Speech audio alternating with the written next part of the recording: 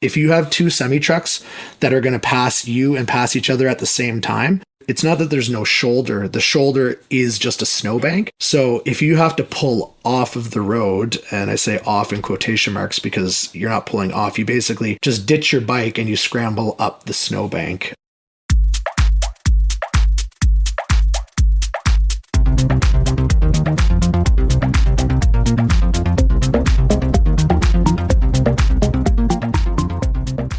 Welcome to the Canadian Cycling Magazine podcast. I'm Matthew Pioro, and back after a long hiatus. Actually, we've all been kind of on a hiatus here, but back is Matt Hansen. Hey, Matt, how's it going?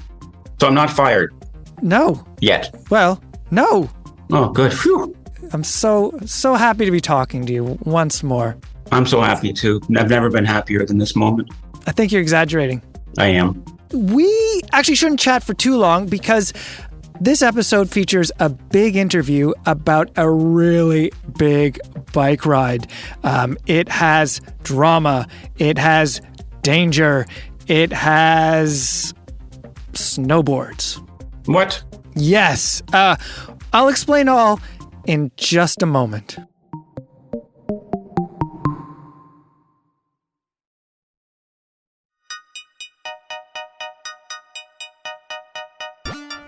This episode of the Canadian Cycling Magazine podcast is supported by Canyon, particularly the new Canyon Luxe Trail. This is a new bike. It was just released a few days ago, and I'm really hoping actually that mountain bike editor Terry McCall gets one soon to test so I can hear all about it, read all about it in the pages of Canadian Cycling Magazine.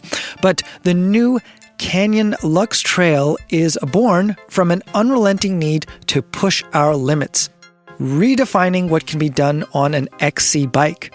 Speed is at the heart of the Luxe Trail, but Canyon wanted that speed to last all day long and to give riders the confidence to push their limits on rough and demanding endurance trails.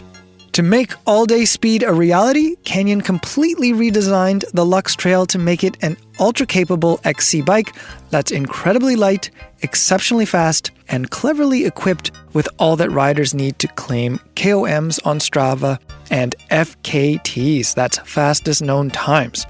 I wonder if Terry can snag any FKTs. He probably has some KOMs, knowing him. The new Luxe Trail is available now on canyon.com.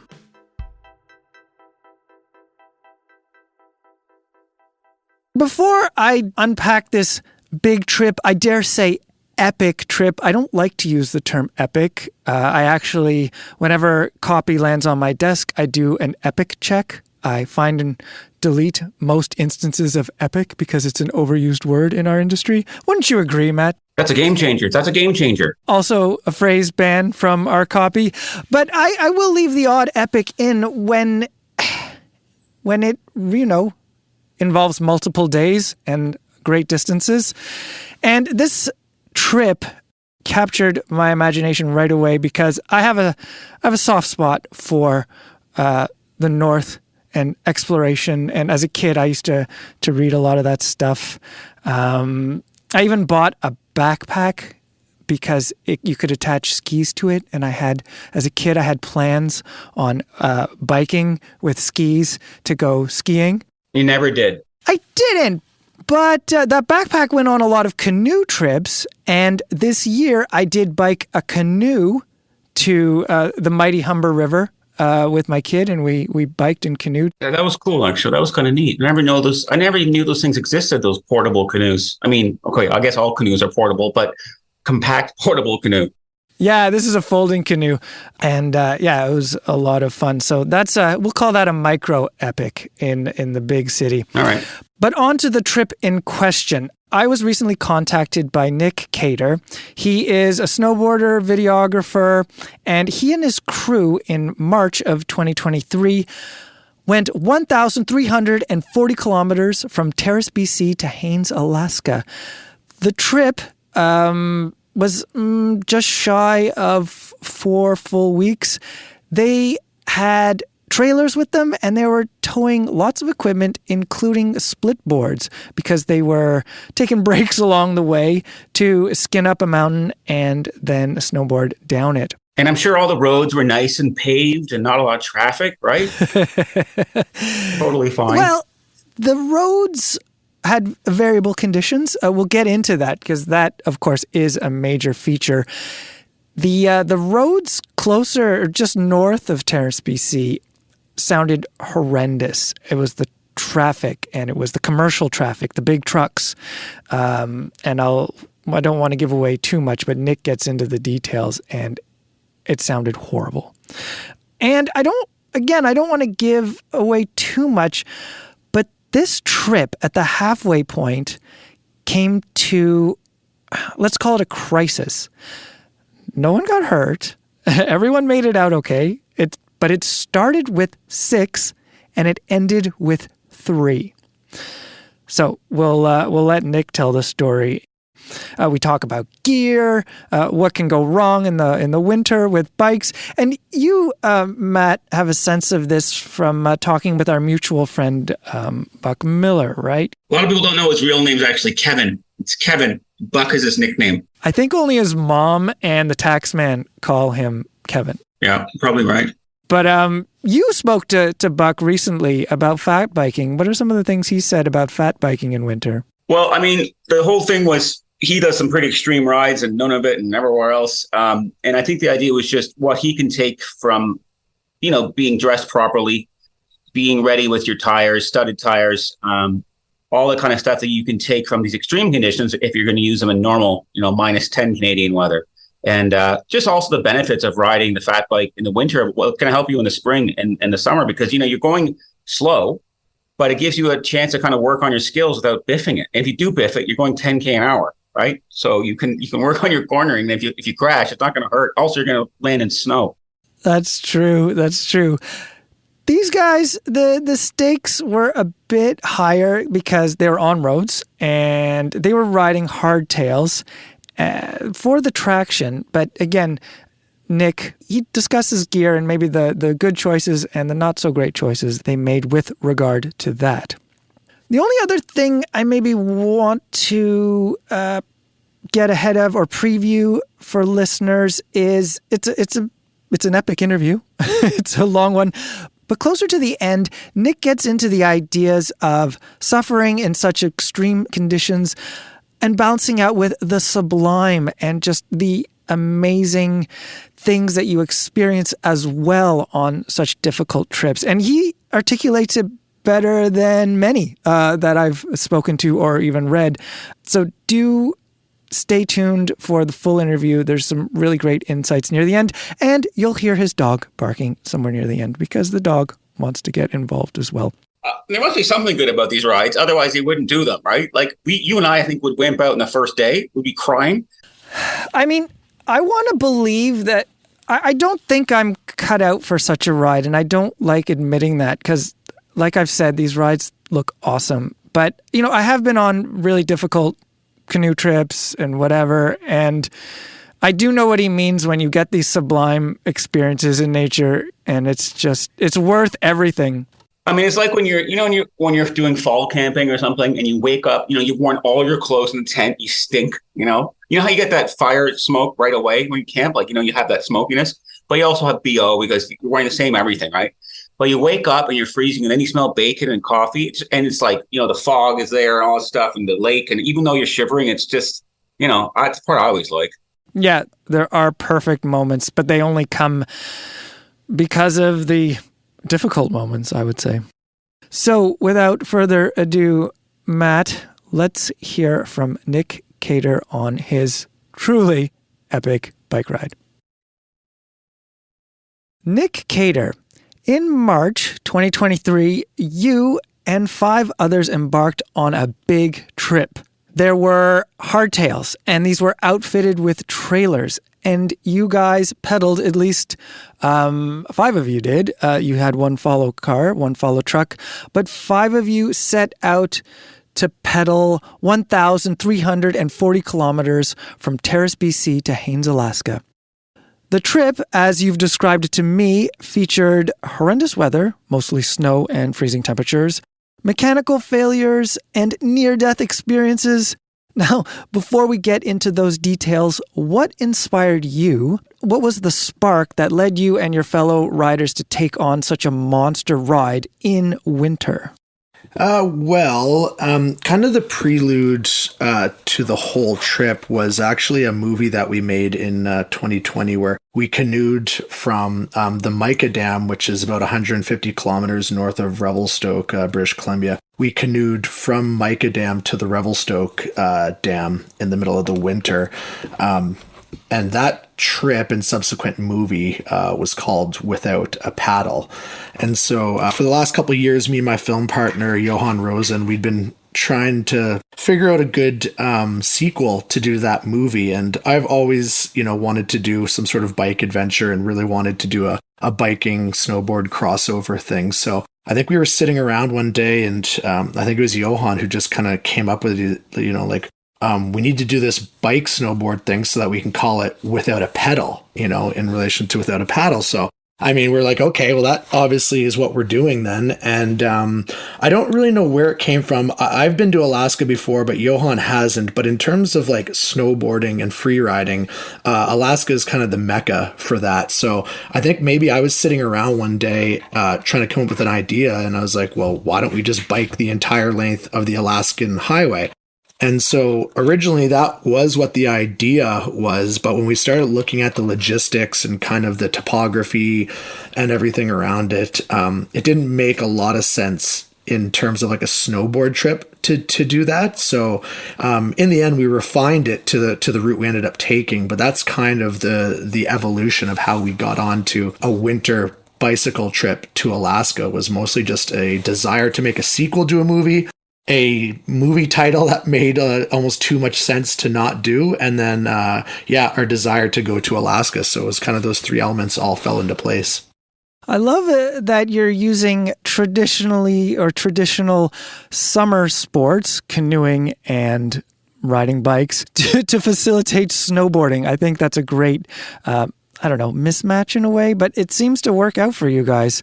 Now, so you snowboard, you're no stranger to that discipline. That's sort of like your main focus, but you also know bikes. Can you tell me a bit more about your riding background? Myself personally, I grew up on the east coast of Canada, mostly riding BMX. When I was younger, dirt tracks and stuff like that. But since moving to the West Coast, living in Revelstoke, pretty much entirely my background in biking has just been mountain biking, downhill, and cross country. Living in Revelstoke, we kind of have a pretty good spot for that. So I've been mountain biking now for probably, the last 10 years since I've lived here, maybe a little bit longer. But yeah, just entirely cross country and downhill. I ride the resort here, and then I have some, go-to cross country trails.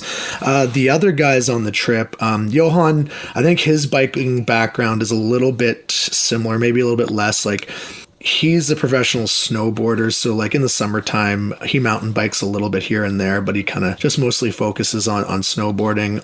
Seb, same thing, kind of just like in passing. They're mountain bikers just in passing. I definitely don't think they do it as much as I do.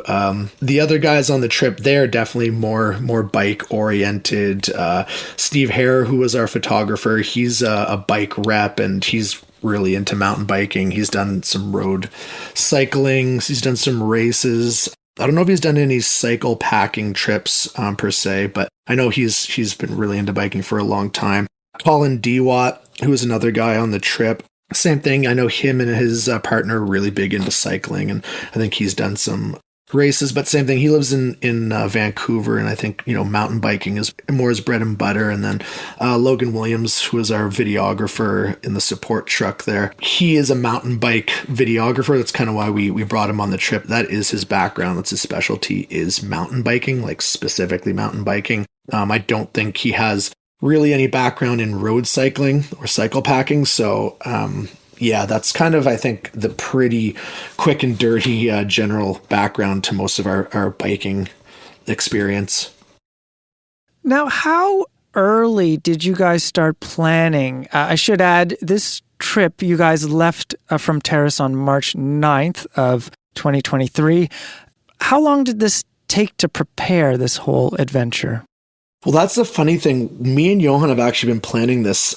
We wanted to go on this trip last winter, but the logistics of it were kind of a lot, more complicated than we originally thought. And last year we were still in the idea that we were going to do the Alaskan highway, start to finish, or maybe even bicycle all the way from Revelstoke. And obviously that would be like a months long trip. So last winter we wanted to do it, but it didn't work out. Just logistically speaking, time and just things couldn't come together. So actually we've been planning this for maybe almost 3 years, like pretty much as soon as the canoe trip, like our movie had finished the festival circuit, we started planning this trip.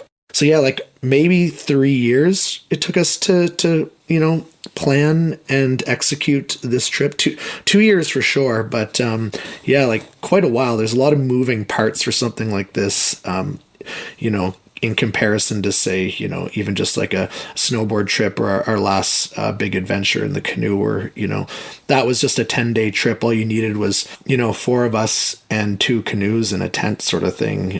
When you're talking about something of this scale and magnitude, yeah, just required so much more logistical planning, and the money, it cost a lot more to make this happen. So we needed to find more sponsors, which also last year it was pretty difficult. I think there was kind of like a widespread bike shortage among like manufacturers and bike companies coming out of the pandemic. So that was a big reason last year why we couldn't do it. Actually, we couldn't find anyone who had any bikes for us. A lot of people were interested, but they're just like, we'd love to help you guys, but literally we don't have any bikes for you. We are sold out across the world, sort of thing. That's kind of what happened, why it took us so long, and why we had to leave this past winter instead of the year before. So yeah, it took quite a bit of planning. Did you guys feel the need to train for this trip? Did you get in any road miles or do anything like that? Or did you just figure you'd ride into fitness as you went along?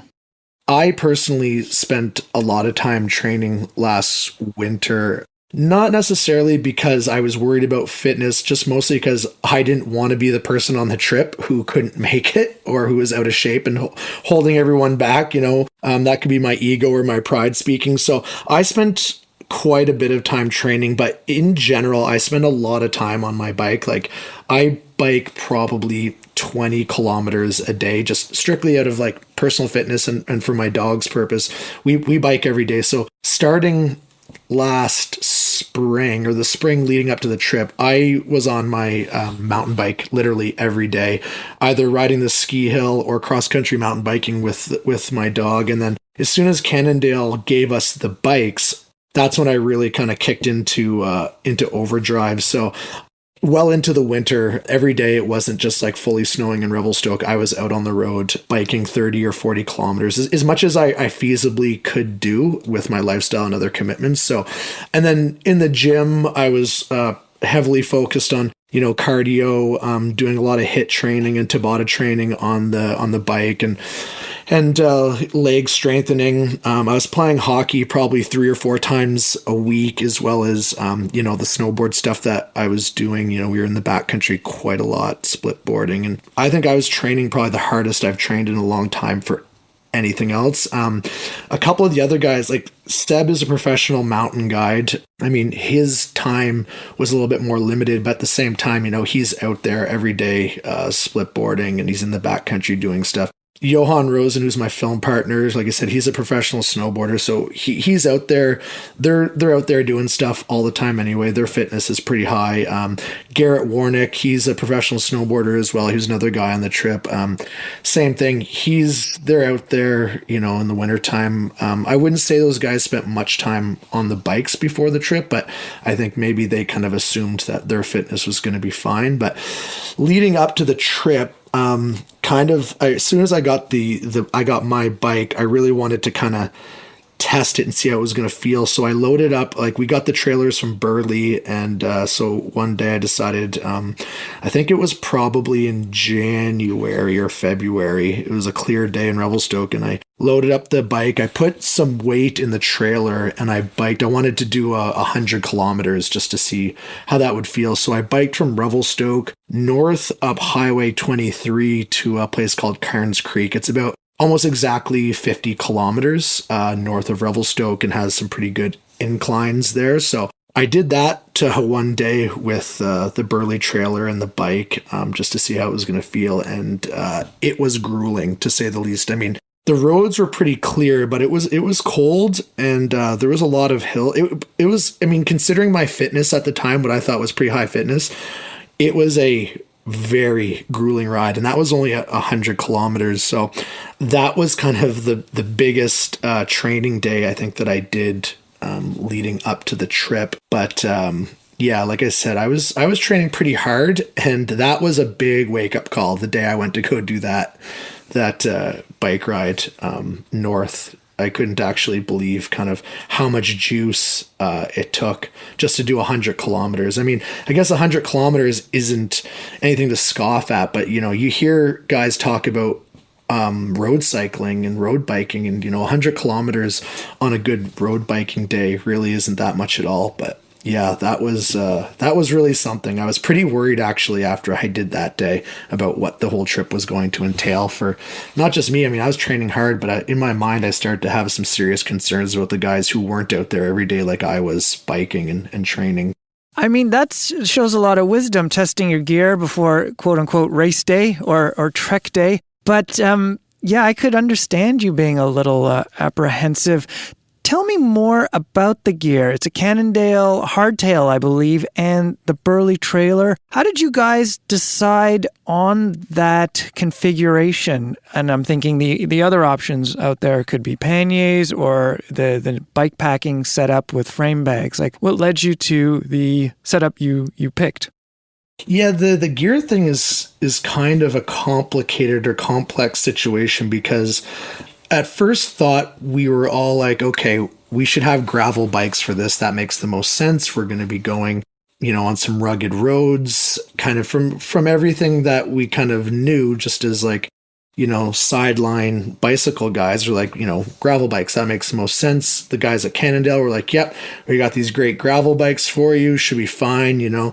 We'll have full panniers, saddlebags, you know, frame bags, the whole meal deal. We should be able to make that work. Maybe we'll get some studded tires.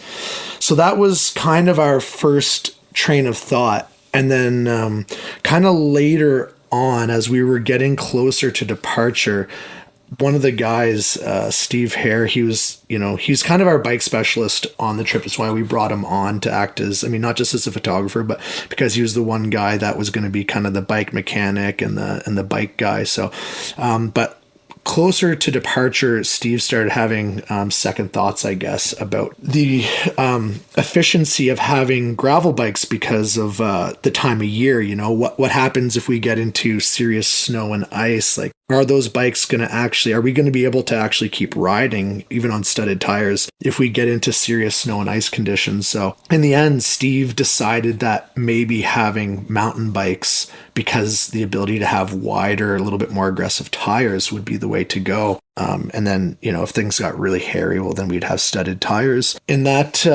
scenario as well. So in the end, we decided to go with mountain bikes. So then Cannondale said, okay, well, we kind of have these hardtail bikes. They'll probably do the trick. They're pretty durable and stuff. And we just said, okay, sure. I mean, we'll take your guys' word and just send us what you guys have, and I'm sure we'll make it work. Whatever you guys think, you know, we're down with that. That's kind of how we arrived at the hardtail mountain bike thing. But once we had decided on hardtail mountain bikes, it seemed like it would be less efficient to have a full pannier setup, like with front saddlebags as well, just due to the suspension issue and for control, I guess. So at that point, when we weren't going to have full bags set up on the bikes, we had to get trailers because, you know, we're going to be carrying snowboard gear and camping gear, all sorts of stuff, camera gear and stuff. So then it necessitated having a trailer.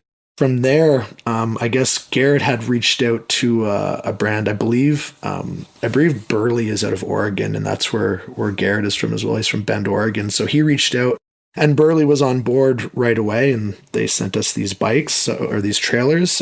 So that's kind of how we wound up with the Burley trailers as well. So in the end, Ortlieb came on board with bags. So we had 2 rear saddle bags, we had a frame bag, and then we had a handlebar bag from Ortlieb, and then we had the Burley trailers on the Cannondale hardtails. Yeah, it was kind of a weird evolution, but that's kind of what happened, mostly out of a concern of what would happen if we were in like the worst possible conditions. You guys were camping the whole time, is that correct? You had tents. Was every night in the tent, or did you mix it up on your route? Almost every night was in a tent, except for when we got snowed out at Meziadin Junction. There, when you get to the junction with Highway 37, I can't remember the highway it junctions with, but basically it's where Highway 37 meets the highway that then goes to the coast out to Stewart. There's basically nothing, but there is a truck stop there that has a work camp. And when we got there, the snow, it was basically just full snowstorm, whiteout conditions. And our plan was just to push on through. But when we got there, we stopped in at the truck stop for some food. And I guess some loggers overheard us talking about our plans. And they basically begged us not to get on the road biking, mostly because in those conditions, in that area, with how much industrial traffic there was, not only we would be endangering our lives, we'd be putting the truckers' lives in danger as well, just because the roads were just so insane. So when we were there, we kind of decided we would just have to stay there until it got like safer to ride. That was kind of the only place until we got to Jade City where we stayed indoors. Everything else was just camping basically in a ditch on the side of the road, or if we were lucky enough to find pullouts or rest stops, we would just set up our tents there.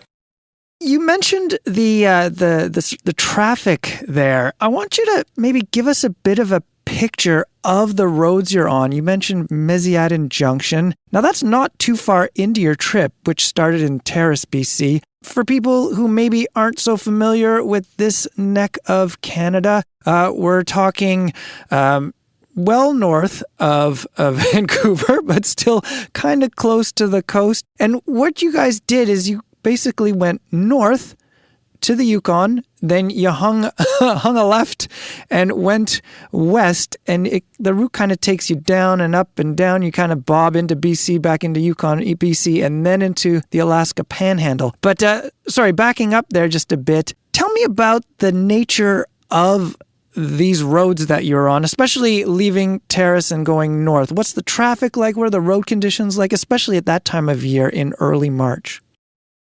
Yeah, so I guess to preface it all, people might be wondering, why did you guys want to take this route and this road? So there's 2 ways to basically get to Alaska. You can take the Alaskan Highway, which basically takes you north through Dawson's Creek, Fort St. John, and then you get into the Yukon and you go all the way west to Whitehorse, and then you can either go south to Haines. From there, you go north. But then there's another road, which is called the Cassiar Highway because it's basically there due to an old asbestos mining town, which is the town of Cassiar. It's no longer there. It's now a ghost town. There's a highway that leaves north of Terrace. It's Highway 37. And this highway, which is the one we took, is very, very remote. Right now, it basically just accesses some very small towns, but mostly industrial sites. There's a lot of mines up there. So that road is very, very remote. It's 2-lane the whole way. It's very rough. There's sections of it that are still just dirt or gravel, I suppose. So when you leave Terrace to get to that highway, you travel east to the junction with Kitwanga. That road itself is obviously very busy because that's the main route coming in and out of Terrace, and which takes people out to Prince Rupert, another town on the coast. So that road, very, very busy, very, very narrow, very, very winding. But at that time of year when we did it, at least that section from Terrace to Kitwanga, which is about 60 kilometers or maybe a little bit more, pretty mellow, dry, lots of shoulders, but busy.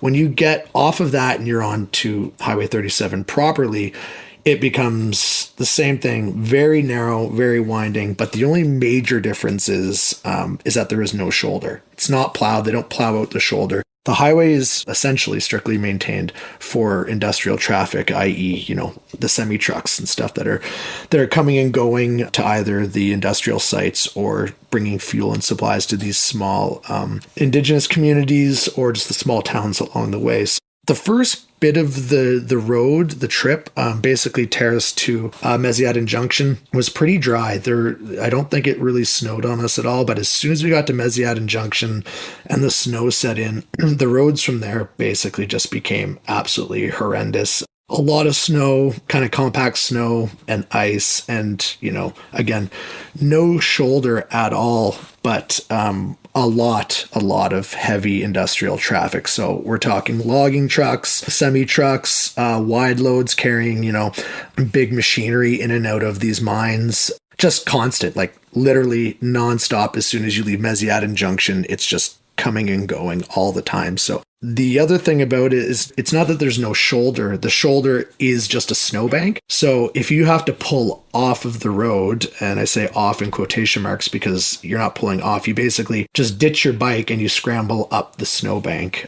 If you have two semi trucks that are going to pass you and pass each other at the same time, otherwise, they were giving us, a decently wide berth, as wide as they could. But when two of them would pass at the same time, we literally would have to jump off our bikes and climb up the snowbank because they couldn't, cross the median because they're both crossing each other. So that was really scary and very sketchy. Even when it wasn't two of them passing each other, when they're just like flying by you, like I bet the two lanes combined, I bet is like maybe 15 feet wide, like very, very close. Like they're passing you. When I say they're giving us a wide berth, it's maybe 5 feet between, where we're biking and where they're passing us on. The road itself was not great. The road conditions, not great. And the road traffic, not great. That sounds so hairy. Like, did you guys have I know you had a follow car. Did you guys have a radio? Were you able to get information on any traffic, or did you just have to keep your eyes peeled and ditch your bikes and scramble up a snowbank as soon as you knew you had to? Yeah, well, fortunately, we did have radios. We had some two-way radios, and we were eventually fortunate enough to get on the trucker channel. But for the most part, once one truck saw us on the highway, the word was out that people were, biking, especially when we were at Mesiaden Junction. All the truckers stay there. So we'd spoken to them. And so the word was at least out on their end that there was going to be people on the road. In terms of us biking, we didn't have a lot. We didn't have a lot of view because, the guy in the truck, he was mostly up ahead setting up shots, filming us. So if there was trucks coming from that direction, he would radio us and let us know. Or if he was for some reason behind us, he could let us know. But there's no way of knowing both forward and backward when trucks were coming. So generally it was just the old, semi truck up or semi truck back. Our quote unquote peloton was not necessarily a peloton all the time. So there would be maybe two guys a little bit further up ahead or in the back. Our group had two ways amongst each other. And then we had these other radios that we could talk on the trucker channels. So there was at least some decent communication. And for the first bit of the trip, I had a mirror on my bike until I hit some black ice, and then that mirror broke. So we were a little bit blind at times, but at least we did have some communication, and we did have some eyes forward or eyes back, depending on where our filmer was at the time.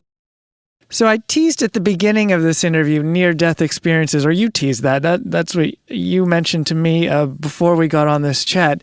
I'm guessing the near-death was on the road with semi-trucks, not while you guys were snowboarding. Is that the case? Well, I guess it's almost a little bit of both, because unfortunately, the snowpack, not only in the coast mountains and the Cassiar Mountains, but in Alaska, the snowpack was actually pretty horrendous. So there was a little bit of both. I would say daily near-death experiences were on the bikes. There was definitely more than a few very close calls with the trucks, and then us on the bikes, just with black ice and all sorts of kind of issues there. I guess it's like your typical near-death experience that people might think of as like, you know, like something very traumatic and physically bad. But yeah, I mean, like I said, every day with the way that the truck traffic was and the weather conditions, realistically, we were probably just like one semi-truck driver not paying attention enough, or one of us, you know, falling off our bike at, you know, in an opportune moment away from like serious catastrophe, which I think at first was like very, you know, it was like very apparent to us, but eventually I think it just kind of like, we started just going with it, and you kind of ignored just how kind of sketchy everything was. But then in Cassiar, there was definitely a close call with some snow, not necessarily a full avalanche, but there was definitely a close call there with some unstable snow. And then in Alaska, there was definitely 2 or 3 very, very, very close calls with avalanches. So a little bit of both actually there. Wow. This really is a daredevil adventure. To maybe bring it down a little less intense, but maybe not. What were some of the gear challenges you might have had? Like, what broke? Were you getting punctures? Did the cold affect the working of the bikes? Like, what were some of the mechanical challenges you guys faced?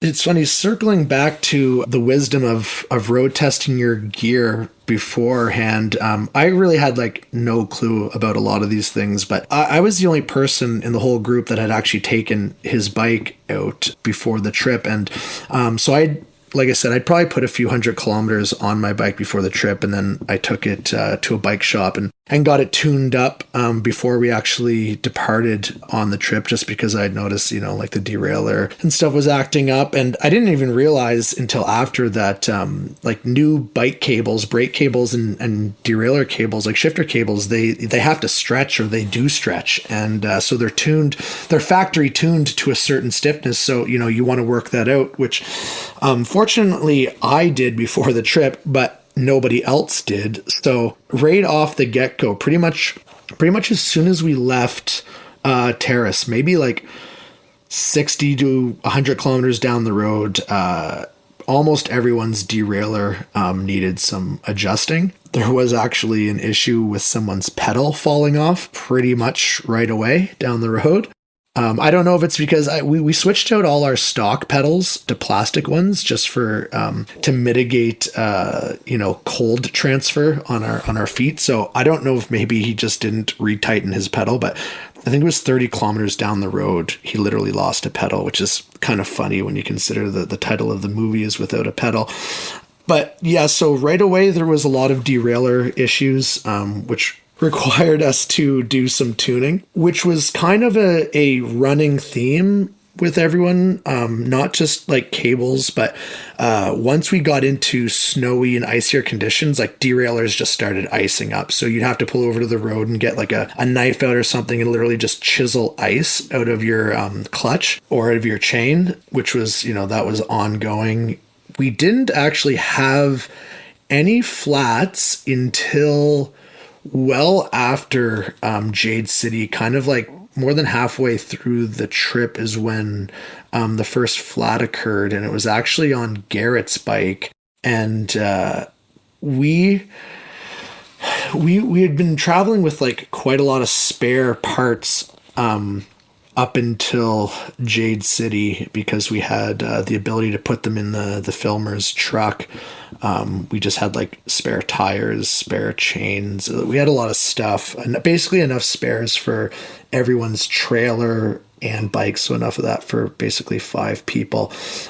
But after that, we kind of had to, we had to ditch some gear. So, we got into a situation with Garrett's bike where he actually was getting flats a lot. Like, I think we changed his tube 2 or 3 times, and we had almost used up all of our spare tubes by that point. I think we had started patching old ones, but I know that, my bike actually was fine.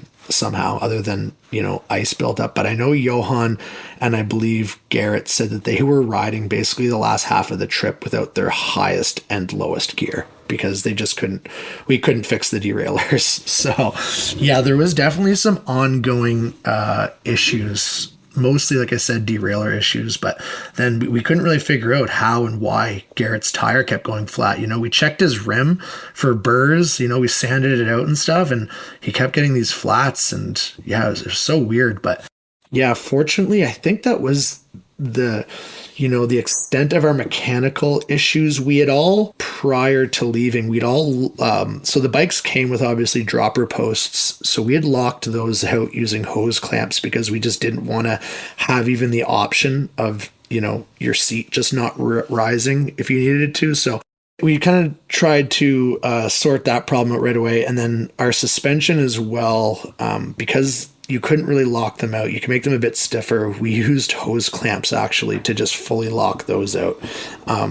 Just basically try and remove the possibility of all these moving parts potentially failing in cold weather. So yeah, I personally was like mostly concerned that there was going to be a mechanical failure that was not surmountable because eventually it was just three of us with basically no bike mechanic knowledge or experience. And I was like, if things go sideways now, not only are we not gonna be able to fix it, we just won't be able to do anything because we are so far away from cell phone reception or bike shops that it really won't even matter anymore. So yeah, there was a lot more concern, but in the end, fortunately, the mechanical issues that we had were solvable. So yeah, not too bad actually, all things considered.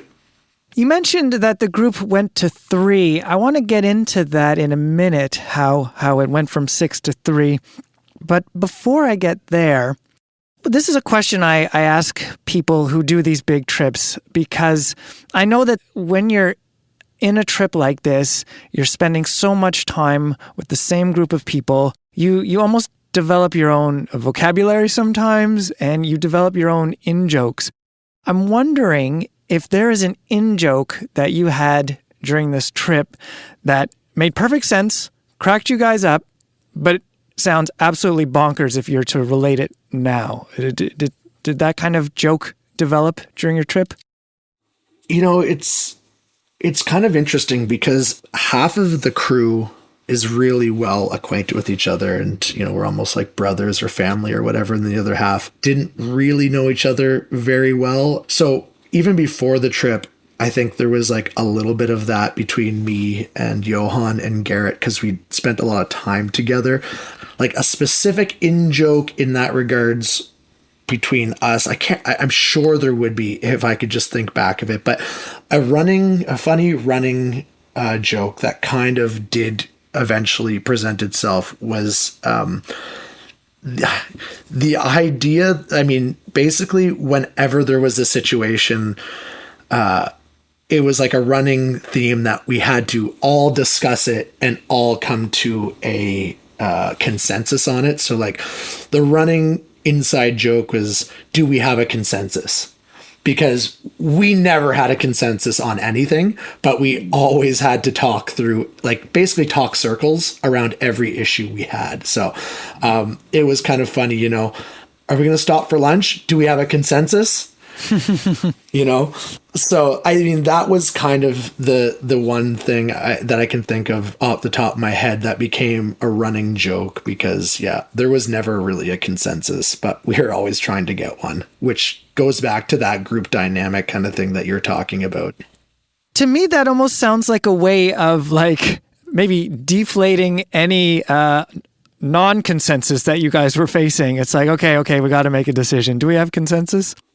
Yeah, it is exactly that. I want to say it was almost, this like group combined passive aggressivity, except that it was mostly just like out of, everyone's just sheer, I don't want to say frustration, although I'm sure there was that, but it was almost like a shared, pain or, morbidity on the experience that we were all having. It's just like this way of everyone just able to just casually vent, all the pain that just kept building up.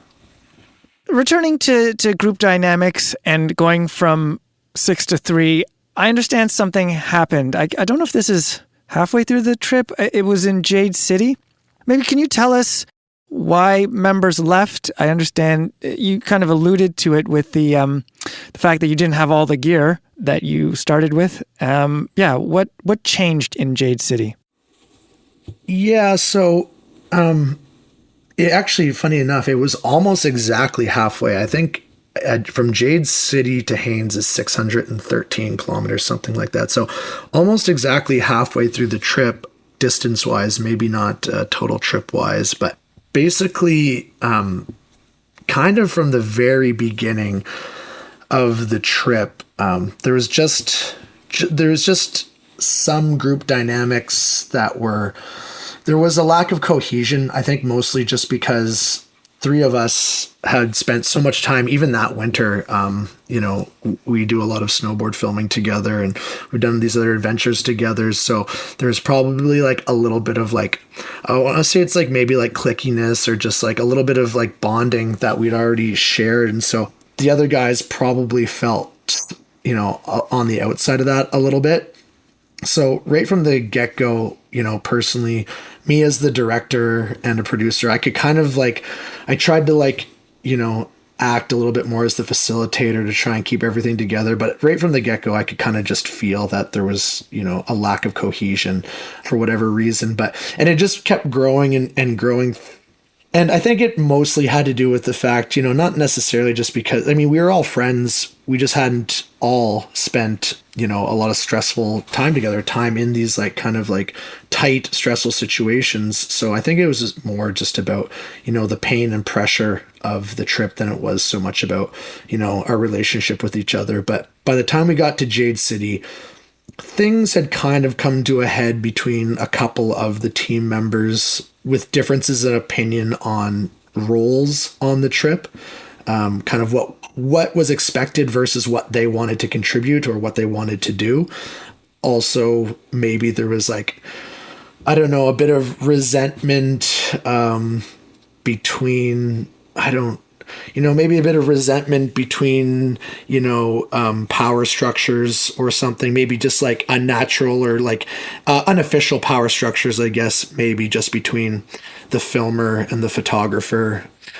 But yeah, so in Jade City, it kind of all came to a head in one giant eruption, which was something of a brawl, I would call it. I wasn't there actually to witness the full altercation, but in Jade City, I should preface this by saying on the whole trip, we were notoriously bad at getting on the road early. Every day it was like, you got up, it's so cold in your tent. You're so tired from the day before. You'd biked into the night, so every day we're like, okay, we're leaving early today. But we'd always be on the road by like 10 or 11, mostly just because you're waiting for the sun to get on the road and warm you up and stuff. But so we were notoriously bad at leaving early. But at Jade City, because there was a potential that we were going to have to detour to Watson Lake to get more supplies, and we were really chasing the dream of breaking a 100-kilometer day, we were like, okay, guys, we're leaving Jade City and we're being on the road at 8 o'clock sharp. That had been the discussion with the group. Everyone had agreed. And I guess the next day, come 8 o'clock, a few of the team members had kind of deliberately decided they weren't going to leave then. And that may have angered someone else, which then resulted in someone saying something and then someone else reacting in a violent flourish, which then caused another team member to jump in, which basically just resulted in a 3-man brawl. So was it shoving or punching? I believe there was punches thrown. Oh my gosh. I don't know how many of them landed, but there was definitely punches thrown. The way it was described to me by Johan and Garrett, who came upon the scene when they heard everything break out, was just a flurry of fists, flying. So that's kind of, that was the situation. I came upon it kind of afterwards when everything was broken up, but there was a lot of screaming and a lot of, just a lot of really high emotions. Not really that great, but at that point, I think there was like no going back, obviously, for the people that that were involved. I think it was just like, how do you come back from that anyway? Like you have a physical altercation. You don't really know how you're going to spend, another 3 weeks bicycling next to someone or whatever, being in a vehicle, taking photos and filming together. So, yeah, that happened, and then that basically resulted in our filmer quitting, basically saying he didn't want to continue on with us, and then me and Johan, as kind of the director and producer, having to take the the difficult decision to basically say, okay, well, unfortunately, like, the other two you guys who are involved in this, you're going to have to go home as well, just because the group dynamic now is a little bit messed up, like it's just like there's too much bad blood now. And I don't know what this looks like, if we all have to be out on a glacier together in Alaska. Like it's kind of hard now to really trust each other after this kind of thing. So, and I think maybe those guys also knew that it was like, it just wasn't going to be enjoyable, if it ever could be enjoyable, to continue on in that situation. So yeah, our filmer quit. We ended up having to flag some people down on the road outside of Jade City and pay them $200 to drive him to Whitehorse so we could get him a flight home. And then the photographer and our other biking partner took the truck, and they drove back to Vancouver. Wow. Leaving just me, Johan, and Garrett to make the last 600 and some kilometer journey to Alaska on our own. That is intense, because you already face a lot of challenges as it is. And yeah, this the having the group dynamics just implode like that is startling. Well, tell me about the changes after that. You were down a lot of equipment. What did that do to the filming? Because the truck was there for many purposes, but it also, I think you mentioned, helped with the setting up of shots. You still have a movie to make, a film to make, and video to capture. Did that slow down your progress, knowing that you had to set up shots now? That was probably the most difficult decision to make because of that reason. Like, just to circle back when it came to the whole thing, it was like, as a director, I really wanted to just like find a way to make it work. I wanted to keep everyone on board, just because I knew how difficult it was going to be to finish this movie with just the three of us. Not only just like having to film it all ourselves, but to try and carry all the gear we were going to need in Alaska, all the food, all the camping stuff, and all the film gear between three people was just going to be a nightmare. So like from that standpoint, I really, it was so difficult to just be like, okay, guys, you got to go. We'll just figure it out on our own. But so when that happened, yeah, we basically had to kind of triage our gear setup. So deciding what was like the most important. So in the end, it was like, okay, we're going to bring basically the bare minimum filming gear, the bare minimum camping gear, enough to basically survive off of, and whatever food that's left that we can stuff into our bags. So it made the rest of the trip, much more daunting, because now instead of just biking and, focusing on that, we constantly had to be thinking of, okay, is this a good is this interesting terrain or landscape? Should we get a shot here? And if we are, how are we going to do it? Is it going to be all drone stuff? Because that's going to start looking a little bit monotonous if it's just always a drone shot. But how else do we get all three of us in it? Things like that. And it definitely slowed us down. It was kind of annoying, because now I was also a photographer and a filmer. I guess we are all filming as well, but just having to think about that. Okay, now I'm going to have to try and think about, when am I going to get a photo? Okay, I'm going to bike up ahead, try and get a cool photo of Johan and Garrett biking up over this hill. Just things like that. It was almost just mentally taxing now, constantly thinking about that and having to worry about that. Whereas in before, it was just like, okay, pedal to the metal, let's just put our heads down and bike, and these guys will figure it out for us. They'll get the shots. We won't have to worry about it. So, I mean, not only the filming aspect, but we were quickly running out of supplies pretty much right away. When we passed the turnoff to Watson Lake, which was the last spot where we could have resupplied, we were kind of like going into a long stretch of road without any stops where anything was going to be open where we could resupply. So as soon as we made the executive decision to not go to Watson Lake and try and make it as far as we could with the last bit of food, then there was like the constant nagging kind of like fear in the back of our head that we were just going to run out of food here on the side of the highway like any day now, because we were starting to ration stuff pretty quickly. So Watson Lake, the turnoff for Watson Lake, I should say, is just where you guys left BC finally, and you got to Yukon, and you instead of going to Watson Lake, which would have been east, you went west. Where would have been the next resupply point for you? Although, like on a map, if listeners, or you look on a map, you're like, oh, well, there's little towns here. You're right. There are lots of little towns there. But what you don't realize until you're actually there is that those places are not open in the wintertime. Gas stations aren't even open in the wintertime around there because there's just not enough traffic to necessitate that. So all these places shut down in the wintertime. They don't open up again until May when there's like tourist traffic. So I think when we left, when we went west, when we got on the Alaskan highway, I want to say the next spot where there was anything was Tagish, I believe. But yeah, there was basically two places from when we left, when we got on the Alaskan highway. There was Tagish, and then there was Johnson's Crossing, where basically anything was open. And I think Tagish was almost a 3-day bike ride.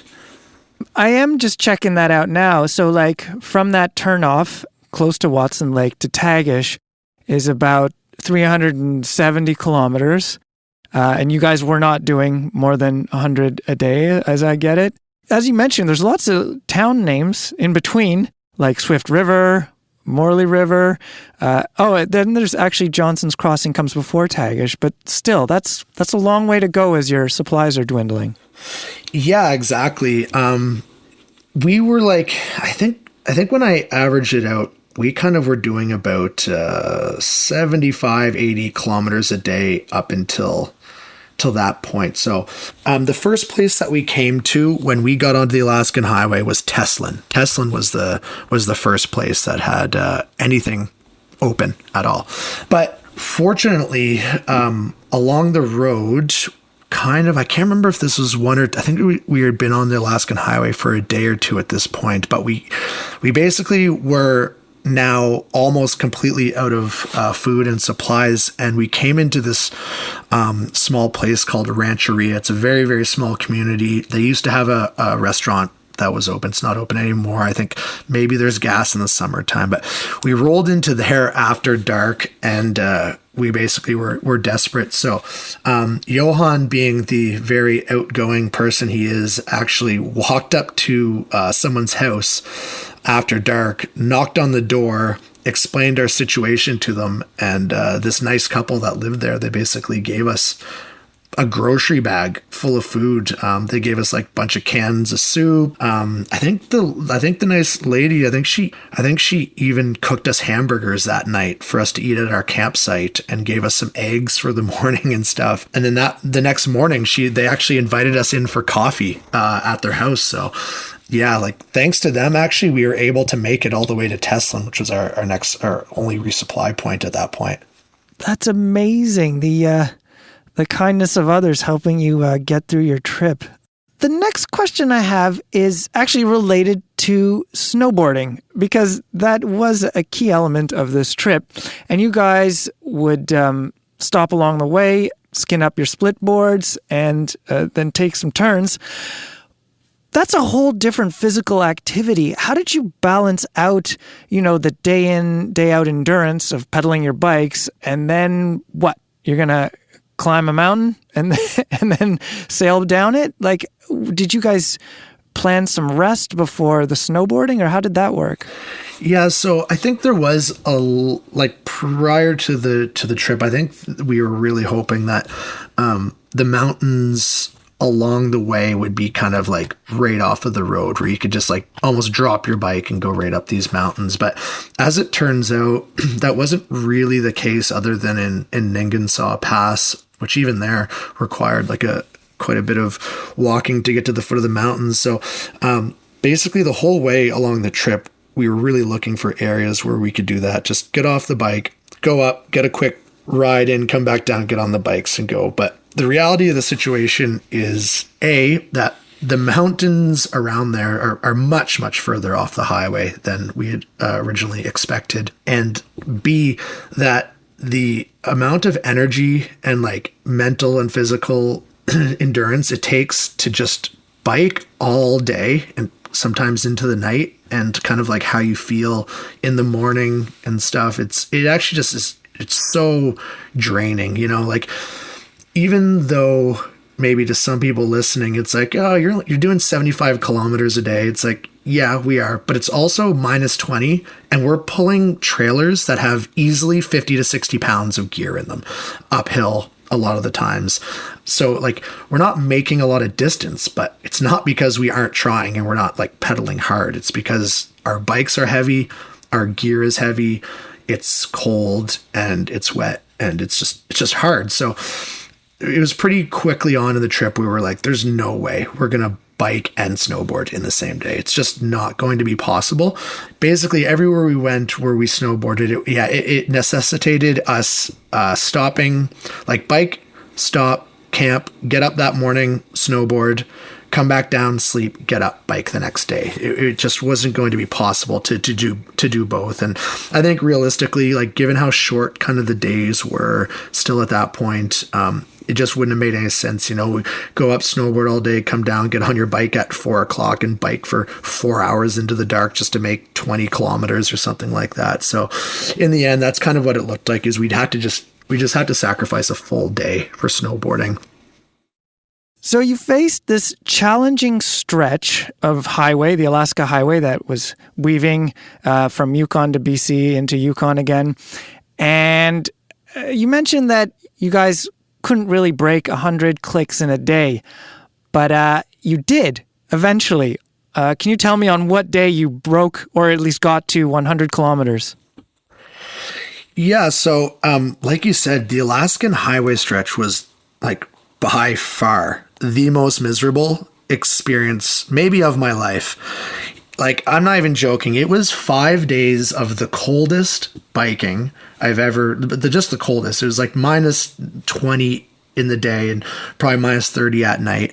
The camping was brutal. Like, we were in rest stops the whole time, but there's just semi trucks there that idle all night. So, and then there's trucks just zooming by you, so you don't even really get to sleep, and you're sleeping next to like really stinky outhouses and stuff. So the camping was terrible, and it was like just 5 days of just like that. It was a brutal stretch, and the whole trip we're trying to like, hit this 100 kilometer a day milestone, and it's just not happening. We're just like, we're so bagged, and the road just never ends. But then we get to Teslin, which is like our first time in a while where we actually got like a warm meal, which was awesome. And I think it was Teslin, we biked for another day, and we got just to about Jake's Corner, which is where Highway 1 diverges again, and Highway 1 goes up to Whitehorse, or it goes south down to Carcross. So we were just about there. Can't remember where we camped, but it was that next day after we left Teslin,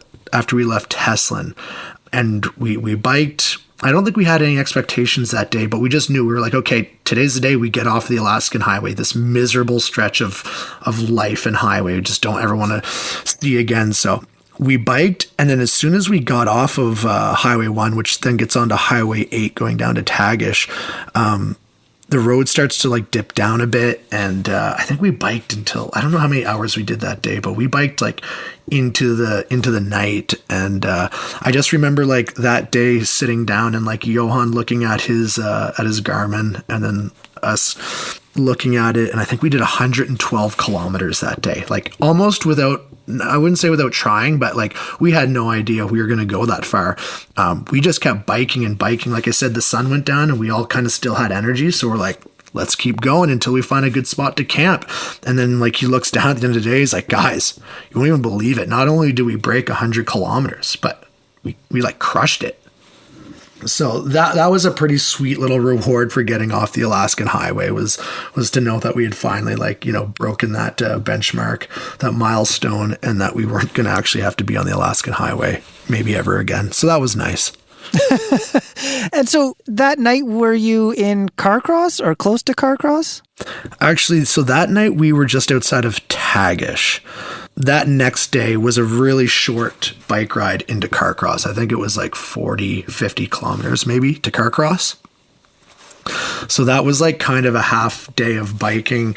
We got to Carcross, and I think there was some debate about if we were just going to keep pushing on, but then I think because of the ferry schedule, it wouldn't have made sense for us to just, get to Skagway a day sooner. So I think we had a short day that day, and we biked to Carcross, and we stayed there for the night. The ferry you mentioned is from Skagway to Haines, so you still had that stretch to do from Carcross to Skagway. Carcross is in Yukon, and then you go through BC, and then you're into Alaska. Tell me about that stretch. Carcross is like a really cool little town. It's like this place that just looks like it's been stuck in time from the gold rush era. It's really, really neat. Highly recommend, if anyone has an opportunity to go up there, winter or summertime, go. It is a very cool spot. And they've got a mountain there now that they're really trying to get mountain bike as like a big thing in the community. But so we left Carcross. I can't actually remember the exact day, but I think there was some necessity to try and get from Carcross to Skagway one day. I think there was weather coming in. So we left Carcross, and we knew that was going to be a bit of a push, mostly because it was uphill for the majority of it. I think it's like 80 kilometers or more, just almost like just climbing for 80 kilometers. You leave Carcross, you go by this pretty cool little lake. You're on the side of a mountain, and then you quickly get into the White Pass. And the White Pass is really cool. Probably the coolest terrain that we had seen up into that point. It kind of looks like you're on the moon, but at that time with snow. It's like weird kind of like rolling rocky hills, but in the distance, you start getting those Alaskan peaks, like really jagged, but really windswept at the same time. Just kind of like really cool, but very unique terrain. Something that just was so different to just like the big forested mountains that we'd spent basically the whole time biking in. So you get into the White Pass, and we're just climbing like all day, slowly but surely we're just climbing. And I think maybe like, we had the 100-mile stare on. So, we kind of all felt pretty good. Like, we were just kind of like pushing through the pain, but, climbing, nevertheless, just like continually climbing. And then we get to the White Pass, and we're not quite to the summit yet, but I think maybe we had crossed into the U.S. because it's sometime in the White Pass where you actually cross into Alaska. And we're biking, and what do we see ahead of us? These guys biking like towards us, like on road bikes, just cycling, like casually cycling by, like in the opposite direction, which was actually so crazy because we hadn't seen anyone on bicycles, obviously, that whole trip up until that point. We're like, where are these guys going? Like, we knew that, they'd obviously just biked up probably from Skagway, which is like from sea level. So these guys like bike by us, very, very odd, kind of give each other the thumbs up and the head nod or whatever. And we keep biking. And then you get to the White Pass summit, and from there it is just straight downhill through like a mountain pass I think it's 26 kilometers of just 2-lane winding, like when you get out of the White Pass and you're going downhill, it's almost like you're in like a canyon or something. The road is just carved out of the side of a mountain. Like literally on your one side is probably like a 500-foot just drop down into a ravine, and you are just going so fast. You're screaming. We were going, the fastest we had gone on those bikes the whole trip was that last 26 kilometers all the way to the to sea level. It was wild. And as we're going down this winding road, and we're just screaming at the top of our lungs, it's so fun. We know we're so close to the end, and you're just going as fast as you can. The scenery is just like wildly breathtaking, and out of nowhere, the guys that we'd seen biking up past us just fly by like bullets, basically like bullets compared to us. Like we thought we were going fast. In reality, we're probably going like 30-40 kilometers an hour.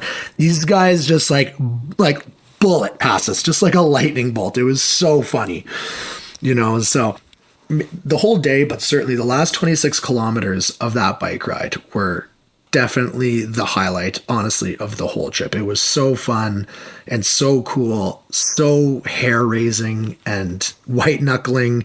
I mean, going that fast on a bike with a heavy trailer on the back is certainly not something I would recommend to anyone, but having done it and survived is pretty cool. So yeah, and you come out, when you get to the bottom, you roll into Skagway, and there's basically a fjord. And Skagway itself is another town that's like right out of like, a postcard, Gold Rush era postcard sort of thing. You roll into this town and kind of feels like you step back in time, and then all of a sudden you just smell the salt air and you're at this fjord, and such a cool experience to just like go from the mountains and snow and all this like crazy landscape, and then you're just like staring at the ocean, and then you're in Alaska. So yeah, that was really cool. Like I said, I think the whole trip almost built up to just that last day, and I think it was like 104 kilometers. So like in the last 3 days of the whole trip, we managed to finally break the 100-kilometer benchmark that we had been trying the whole time. And yeah, it was really cool. Like I said, that last little bit, 26 kilometers straight to the ocean. If anyone ever has a chance to do that, it's so worth the trip. It'll be like nothing you've ever seen before. I totally appreciate your description. I can hear the euphoria still echoing in your voice from just having that bomb down that section of highway. I'm glad you mentioned the trailer. I'm just fascinated how a trailer would behave barreling behind you as you go down that hill. I don't know, did you have to bike any differently? You're used to bombing down hills on a mountain bike. What was that trailer doing to your to the handling? Yeah, well, it's funny. We're gonna drop a movie trailer here soon for our movie, and there's a clip in there. If anyone remembers at the time or when it comes out, and anyone sees it, there's a clip in there of me biking behind Garrett, and it's when the road cyclists pass us, and Garrett obviously gets all hyped up and he wants to try and catch up to them. So he starts pedaling really hard, and his trailer just starts tipping back and forth from one wheel to the next. And I'm like worried that he's gonna jackknife his whole setup going like 30-40 kilometers an hour. So it's just like, it just gives you an idea about kind of like what you're dealing with back there. Like when you're going slow, it's fine. The trailer is just back there. It's doing its thing. It's basically just acting as a giant dead weight there to make your life miserable. But when you're going fast, this thing is like totally crazy, like you've just got this potential, anchor back there that if it hooks up on something or if it tips over, like, it's going to be game over for you. So not so bad at low speeds, but at high speeds, and especially when you're trying to corner really fast, you definitely feel like you have a little bit of like there's like a loss of control there for sure. You kind of have to be really cognizant of that thing behind you that may have there's no brakes on that trailer back there. It's not like a camper trailer that might have brakes on it. When you brake on it, it brakes too. Like when you brake on the bike, that thing with 50 or 60 pounds of weight, that thing wants to keep going. So there's also that to deal with. So totally different dynamic when you're going fast and in tight tight spaces. So I'm glad in the end, nothing happened, but certainly was something that could have really caused some problems in the end there. Did you ever find out where those roadies were from? Were they from Skagway or were they from somewhere else?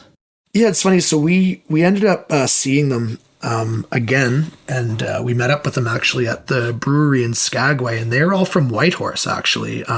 So they had, I guess it's like a pretty common thing for people in Whitehorse who are into biking, road cycling. You bike down or you drive to Skagway. I don't know exactly how far of a drive it is from Whitehorse. I don't think it's that far, but so you drive from Whitehorse to Skagway, you park down there, you bike up the road to the White Pass, cross the border back into Canada, basically turn around and then come back and bomb that hill back into Skagway. So sounds pretty awesome. Yeah. I mean, I could only imagine on an actual road bike, it would probably be a little bit more fun than it was for us, but still a nice ride. So you mentioned earlier the help you received from outside your group. That was in Rancheria in the Yukon. That was one instance of you guys interacting with the communities that you were going through. There were the trucks farther south that it was good to be in communication with them. But you guys interacted with the landscape for sure, but you also interacted with the people. Can you tell me more about just those interactions throughout your trip? Yeah, so big shout out to Patricia and Ron in Rancheria for taking us in and letting us get warm that morning, having some coffee. But I think they are kind of like the quintessential character of the North, and it's kind of like it was like a running theme that everyone you run into up there in the North is just so outgoing, so warm and friendly, and it's like everyone's got their back. I think it's probably something that kind of develops because in the North you are a little bit everyone's out there kind of on your own. You're not, it's a little bit harder. Life's a little bit harder in the North. So I think that kind of just grows this really cool community. You call them people of the North, but it really is like a thing. People are so really warm and just hospitable. So it was kind of like everyone we met there, we were kind of fast friends with. Everyone, was interested in what you were doing, and everyone was like interested in your well-being, and it was just so neat. Like all the truckers, if you stopped on the side of the road and you saw them, I remember this one trucker, actually, we were pulled over somewhere. I don't know if we had camped that night, but this trucker was just like, hey, you guys need some water? Went over and gave us a case of water, and there was just like things like that, actually, like on the road. I think it was like 4 or 5 times, not just truckers, but people actually pulled over to the side of the road, to talk to us and stuff. Like a couple times someone gave us a couple beers and, whatever. And it was just kind of like this running theme. Everybody was just so cool, so friendly. The people that we met we met someone in Jade City. We were staying in some cabins up there, and I think she was running the shuttle bus from Watson Lake to the airport in Whitehorse, and she saw us on the road camped out near the border of the Yukon, and I guess she turned around and she went and got some food and brought some food back for us and stuff. Just things like that, people of the North and those characters. Everyone up there has a really cool story. And everyone out there is just really friendly and outgoing. So that was like something that I'll definitely remember, as well as the hospitality of the people that you meet along the way up there. Would you do this trip again? Oh man. I actually, as crazy as it sounds, I would definitely do it again, but only because I know what I know now and I would do it differently. But I actually would, just because being disconnected for 3 weeks, like fully disconnected, and just being like out there, there's a certain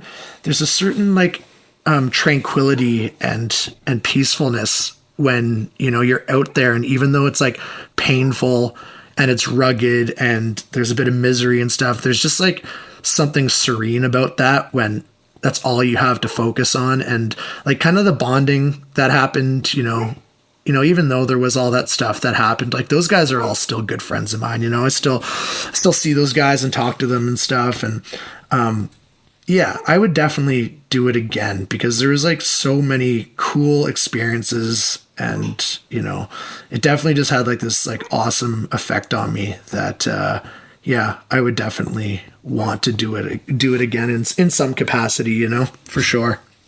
No regrets at all. So you would do it again despite like the hairiness of the highway, with all the mining or the industry traffic that you faced. You'd do that part again?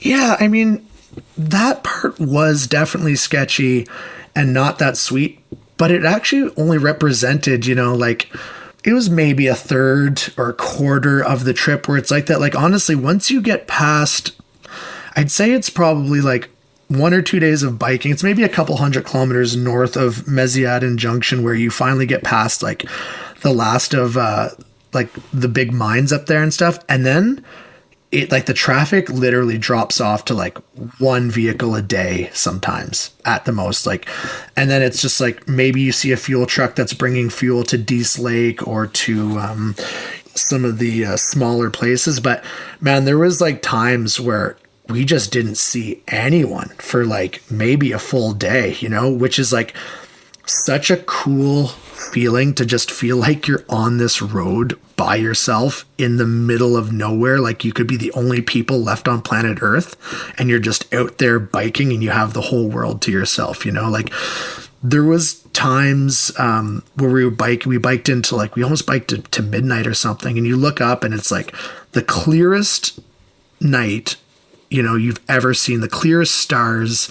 You're so, you're just so alone. The darkness is the darkest you've ever seen. And you're just on this road biking. Like it was just like nothing else you'll ever experience. You just feel like you've got a giant piece of the world just to yourself, and you're just biking there with your friends and you're laughing and stuff. And, everything else, like all the stuff, all your worries, everything just like melts away and you're just on your bike and you're on the road and it's awesome, so it's like the uncomfortableness, the parts that were uncomfortable and the pain and the sketchiness, I think like kind of pales in comparison to those moments where everything was just like working, the bikes were working, your legs weren't tired, you weren't freezing to death, the weather was good, and it's like there's like this thing where it's just so many people will just never see that part of the world. And not only are you up there to see it, you're seeing it like inch by inch, it's like, I can basically remember almost every foot of that highway that I biked, It sounds like the sublime moments just are worth it. They're just worth everything that you have to put into it. Yeah, it really is. And those are like the moments that you can't recreate. And especially they're the moments that you don't even expect, when you plan a trip like this, those aren't the things you really think about. You think about more or less like you do all this planning based on, the hazards involved or the contingency plans. Like that's the thing that you go into these like kind of adventures and trips thinking about the most. You rarely ever, get excited about those sort of things. And it happened to us on our canoe trip as well, where you're just out there and things are just like working and you're not there's those moments where you're actually comfortable for a brief moment and it all just feels almost surreal, too good to be true sort of thing. And that's the stuff with any of these like harebrained ideas and adventures that we go on that you just can't plan for, and they're the moments that really make up for it. Like an hour of really good biking under the stars or watching the sun go down over the Cassiar Mountains, like just an hour of that totally makes up for, days in a tent freezing to death, I love those metrics. I think those are amazing. It is early November as we're speaking right now. And you have, I understand, hours and hours of video. Tell me what's ahead for you with the video you gathered from this trip. Well, yeah, we're kind of deep into the post-production phase right now. Like I said, we're about to drop the movie trailer here any minute. And then I think production will be wrapped up probably by January, maybe a little bit sooner. And then the idea will be to have a couple movie premieres around Western Canada. We don't exactly have dates or locations yet. We'd definitely like to do one around Revelstoke and then maybe in Terrace and Haines, just the two kind of primary locations. But that's all still up in the air. But I think the idea will be do a few movie premieres, and then in the spring, the movie will go on the film festival circuit, whatever that might entail. And then next fall, I suspect it will drop for the public for free, probably online. But yeah, that's kind of like our loose timeline right now. We want to get this trailer out. We want to get the movie done, and then just see what we can do. I know some of our sponsors are really excited about doing some movie premieres, so who knows, maybe there'll be a movie premiere outside of Western Canada if there's some support and some interest and stuff. So that's kind of what's happening right now, is mostly just post-production and planning for the movie release. Have you thought about the next bonkers adventure for you guys? I mean, we definitely have. There are some ideas out there, some things being spitballed. When we were up that way, we really wanted to go down this area. It's called the Grand Canyon of the Stikine. It's basically the Stikine River leaves kind of Dease Lake from around there, and it goes all the way out to, it joins into I can't remember what part of Alaska, but it basically feeds out into Alaska. And so you can kind of paddle down this river. If you get past the Grand Canyon portion of it, some pretty gnarly rapids in there. But so we had thought about maybe doing another paddle trip in that area, which would kind of maybe tie the two movies together. But there's also some other ideas out there floating around, possibly a winter horseback trip, and possibly another biking movie. We don't know. We're just trying to see, what we want to do. And we kind of let these ideas, like I said, with this one, it kind of just came together naturally. We don't like to force it too much, but it's got to be something that will be crazy enough to be interesting, Well, Nick, thank you for sharing your adventure with us. It is a wild one, and I definitely appreciate it. Good luck in the editing process. I look forward, and I'm sure listeners are going to look forward to seeing the final film. So good luck with that, and good luck with the next adventure. Right on. Well, thanks, man. I appreciate you taking the time to listen to the story. And for all the listeners and readers and stuff out there, just stay tuned. You can follow us on social media. It's just WAP, W-A-P, the film. That's on Instagram, and that's where probably the trailer will drop and all of our updates on when the movie will be out. So for anyone who's interested, that's where you can stay up to date. And until then, just keep riding and have fun.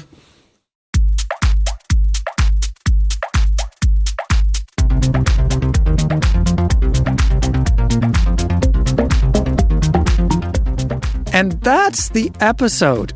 It was written and edited by me, Matthew Piaro, and I had help from Matt Hansen. Thank you, Matt. A lot of help. I'm the glue here. I'm the glue. The proverbial glue. Duct tape? Yeah, that works. Okay. I also had help from Terry McCall. This episode is produced by Adam Killick. What else does Adam do there, Matt? Also does the music, the tunes. He does do the tunes. Thank you, Adam. Also, thanks to Ontario Creates for its support. Now, we just spent a lot of time outside, or this adventure took us outside. But, Matt, you've been getting dizzy inside, riding round and round, haven't you? Round and round we go. And, I did my track certification at the Milton Velodrome, and I hadn't ridden a track for 20 years. But you know what? You still go counterclockwise. There are still no gears. So not much has changed, but it was super fun, and it's a great facility. So it was fun to rip around the boards again. And it's funny because I did a lot of track once. But still, that first lap, I was kind of reminding myself about physics, that I'm going to be fine, because it's such a strange feeling to go on a bank track going slow, right? You're like, oh, am I going to fall over? But then after a lap, I was fine. or even you just walk up to the track. You walk up to the banks from, I spend most of my time looking at the track from the infield, even though I have ridden it a few times, but you look at those banks and you're like, I could not walk up this if I had to. I can't. I mean, it's not a particularly steep track. You and I have both ridden on steeper ones, but it was just funny. Like, it wasn't even a lap; it was like half a lap, and I was fine. But there was about the first two. Also, I was riding a bike that wasn't mine, and so I clipped in, and I was like, oh yeah, I forgot how weird this feels, and then I was fine. Right on. Well, I understand you're going to be visiting the track a bit more, so I hope you have more tales from the roundy round. All right. Thanks again, Matt. Thank you, listeners, for listening. Please rate and review the show. Oh, and check out our members area on the website that launched recently.